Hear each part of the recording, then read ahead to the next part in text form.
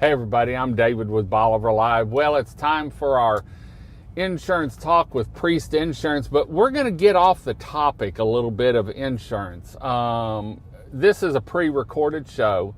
We're on the beach.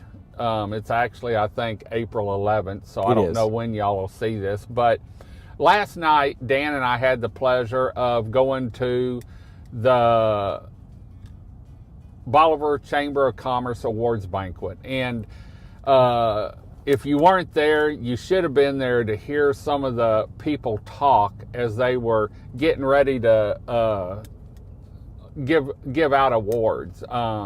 Randy Martin, I think he had a little politician in him last night because he got a little long-winded, and you could see everyone up there trying to hurry him along, but he brought up some stuff, and he had a phrase. Lance Bradley, and you and I were just talking about this, talked about some of the old places down here, the old Crystal Beach, the old Bolivar, and so we're going to talk a little bit about that because I'm here with Dan Priest, and he's been down here, what, 42 years? My parents bought a house down here in 72, and we're still on the same property. Still on the same property, and you were naming off the Lighthouse Grill. The Gaslight. Yeah.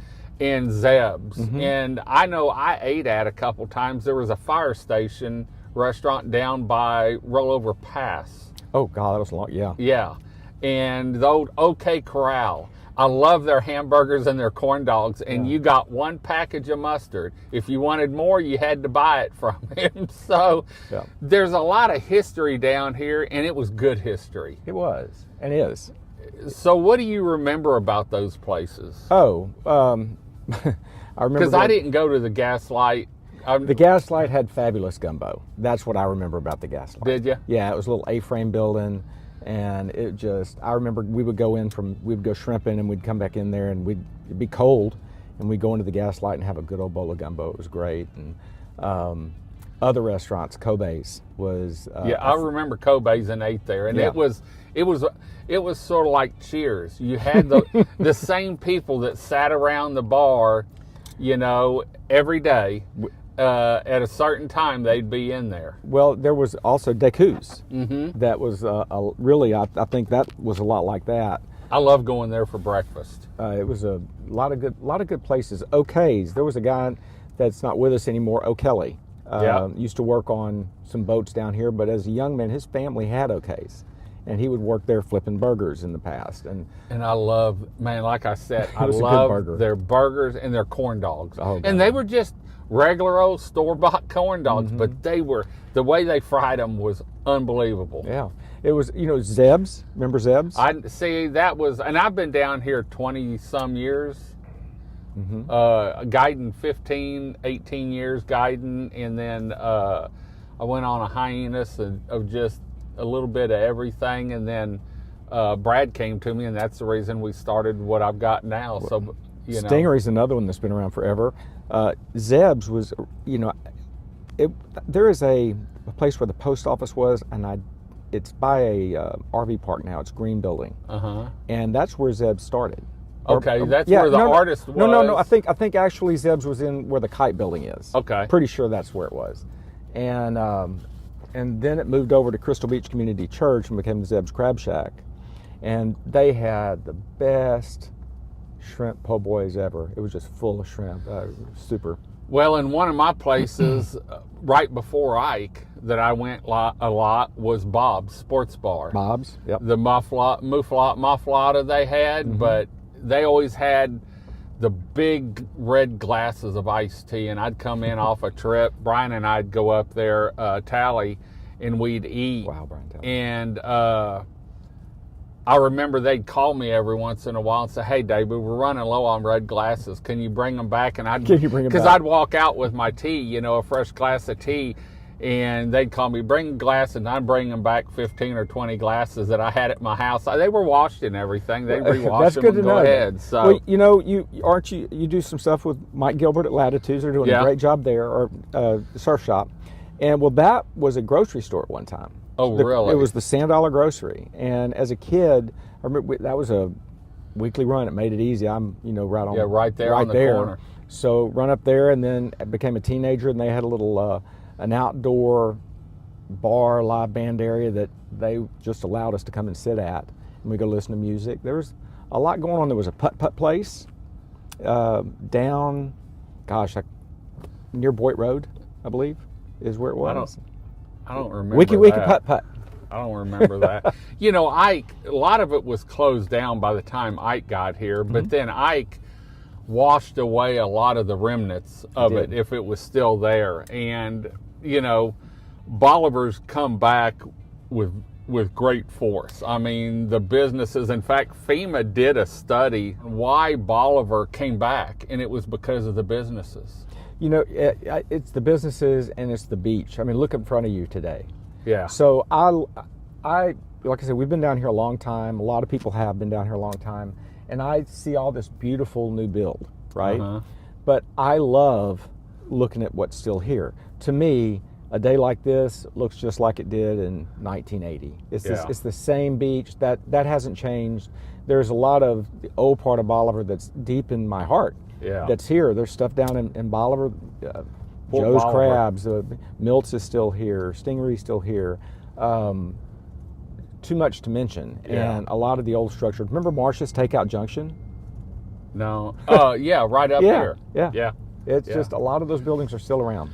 You know, if you go online, and Lance said this last night, that he went in and Googled a bunch of stuff to find out about Bolivar, you can still see a lot of the old Bolivar, you know, online from old pictures and stuff. And I did it whenever we started this, and I did it about Bolivar history, about the pirates and the Indians and, you know, treasures that were supposed to be here. And you know, it's neat to go on there, and that's the good part about Google, what you can do. We actually have a picture in the house from, I'll show it to you sometime, from about, it's got to be about 1975, and the reason I say that, it's an aerial picture, and it's of the zoo. And you know, it's so funny because it's not there anymore, not like it used to be. It looks exactly like Does it? Yeah, the only difference in that picture were maybe the bathing suits and the hairdos and the hairdos and the age of the cars, but there's still cars jammed up left and right. It's just a newer year model, different people. Bathing suit. Yeah, probably less bathing suit than used to be. I wouldn't know, David. I don't know. Well, we were looking for things to do on this trip and on this show, and I was talking about, you know, last night and some of the history that was talked about. Ann Willis got an astounding award. Tim Byram got an award because he's been down here so long. You know, the awards that were given out are well deserved, and it was the food was good. It was at Jose's. The company was good. Keith invited me, and I accepted, and it was great to see everyone, because a lot of people, you don't see them now because everyone's so busy. And that was when I walked in about 5:45, it was packed. It was a nice evening of representing Bolivar. Yeah, representing Bolivar. And so I want to thank Keith for inviting me down, and everyone that I talked to there. And I didn't have a visor on there, and that was the biggest comment I got was, David, we've never seen you without a visor. So and shoes. And I had shoes and blue jeans on too. So we're going to head on out.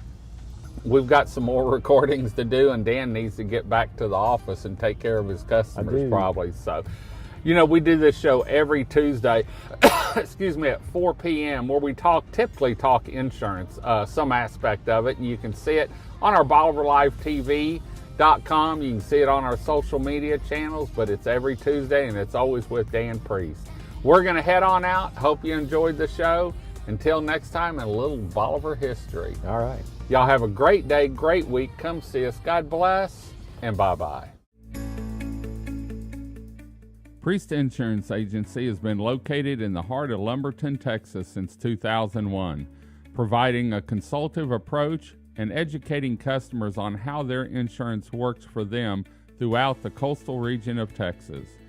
Priest Insurance specializes in the coastal region of Texas, covering home, auto, business, and recreational insurance.